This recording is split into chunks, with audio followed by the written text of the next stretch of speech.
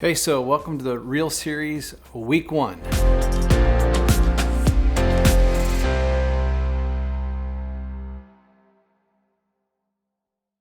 All right, so this could turn out to be my favorite part of everyday Torah. I don't know, but I recognize that the longer videos were taking me too long.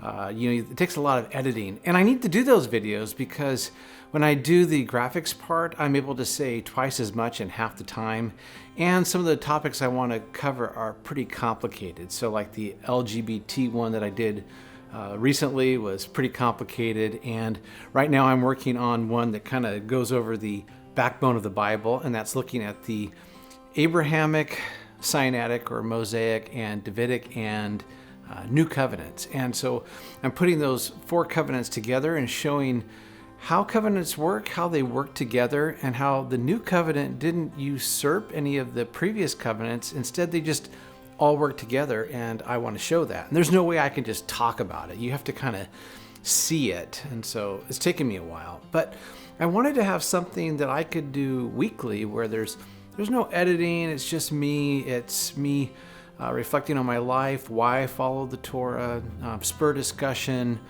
and I just wanted to do it. I'm going to set this to publish every Sabbath on right at the end. So in fact, what I'll do is I will set it to publish at sundown on Saturday.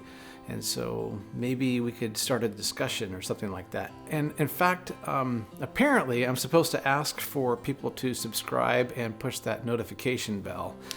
Look, people, I am not into marketing. I'm not into making a name for myself. This is not what this is about. At the same time, I want to have discussions with people who really are seeking to follow Jesus with all their heart, soul, mind, and strength.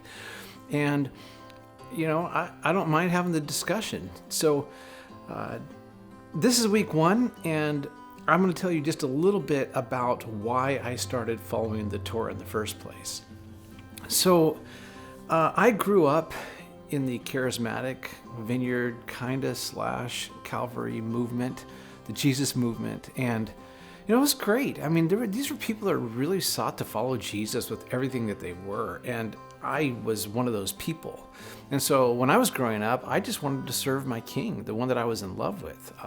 I gave all of my life to God, and I wanted to follow him. In fact, my question wasn't, do I have to do something? My question was, what do you want me to do so I can do it? So that was what I was always after. And one of the answers that I got was try to hear the Spirit's voice, walk by the Spirit on a moment-by-moment basis. And this is something that I definitely did. I'm not going to say I was perfect at it, but it's something I really wanted to do. But the older I got, there's 2 things that happened to me. Number one, I saw a lot of people in the charismatic movement talk a lot about following Jesus on a moment-by-moment basis, but then there was a lot of moral failure too. So there was basic things like, you're following the Spirit, but you're not necessarily concerned about the poor and the widow, and you're not necessarily concerned about keeping your marriage bed pure, that type of thing. So I thought, there's some basic ground level things that I'm just not, something's not right here. And then there's one part of the charismatic movement where, it was a kind of this wealth and health gospel, and that didn't make sense to me either. So, people would pray and they'd want to get really wealthy, and God would pour out his blessing in that way. And, God can do that, but I just don't see the overall narrative of the Bible suggesting that is the outcome of a Spirit-filled life. So I had that kind of thing working, and at the same time, I couldn't figure out why God was just inconsistent. Why would God choose one nation and give one set of rules to that nation, but not give those rules to all nations? So I just had this kind of disconnect. Why this inconsistent God? Why the inconsistent theology? Why would God do it this way here and not do it that way here? It just didn't make any sense to me. And part of it is, even if you were to say something like, the Torah was, or God's laws were, for that time, that place, what's really changed? I mean, people are still people. If you think about, like, if you just want to take the pork example, pigs are still pigs. Death is still death. Sin is still sin. And in fact, I don't even know how sin even changed. I mean, sin was sin then, sin is sin now. It's just sin. And then I have the Apostle Paul, where it seems like in one breath he would say how good the Torah or God's law was, and then in the other breath he would say, like, don't do it. Well, is Paul bipolar, or what's going on here? Well, what I discovered is that I'd kind of been taught wrong.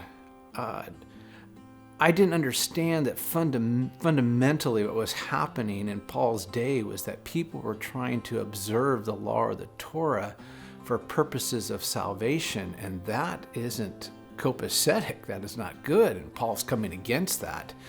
He's not saying don't observe it. He's just saying don't think that you can earn salvation by it. So once I started to piece all that together, and that fundamental question that I always had, like, how do I obey God?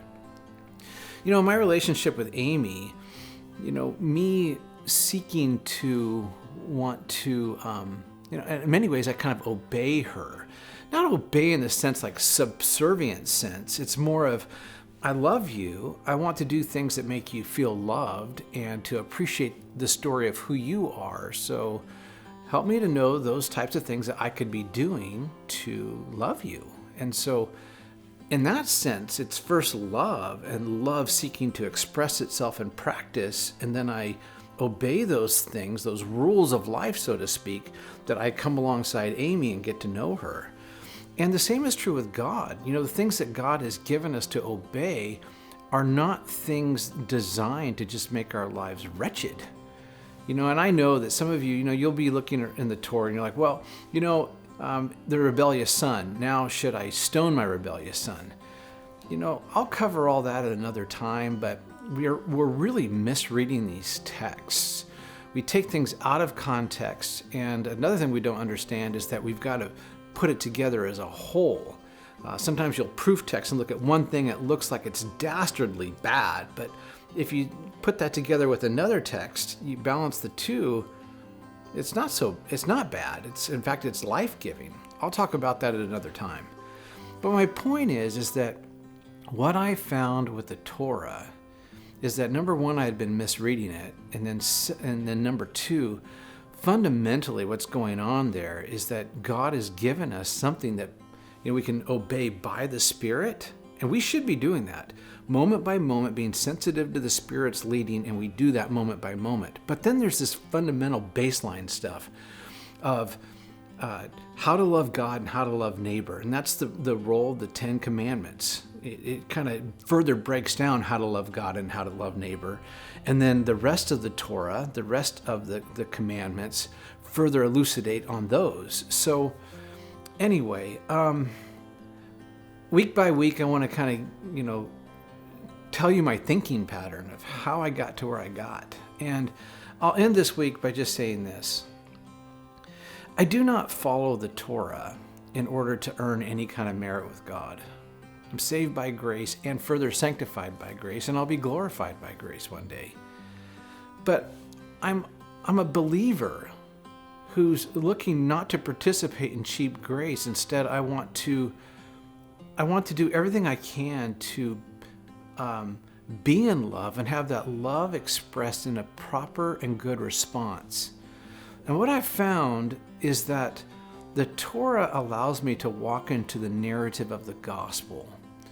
And at another time, I'll do this with you. I'll show you how all the feast days that are in Leviticus 23, the spring feast days, are all about Jesus' first coming, the gospel of his death and his resurrection, and then the giving of the Spirit at Pentecost or Shavuot, and then his return or second coming with the fall feasts. Well, I'll cover all that, but I needed to have some kind of format where I could just talk to you, no editing,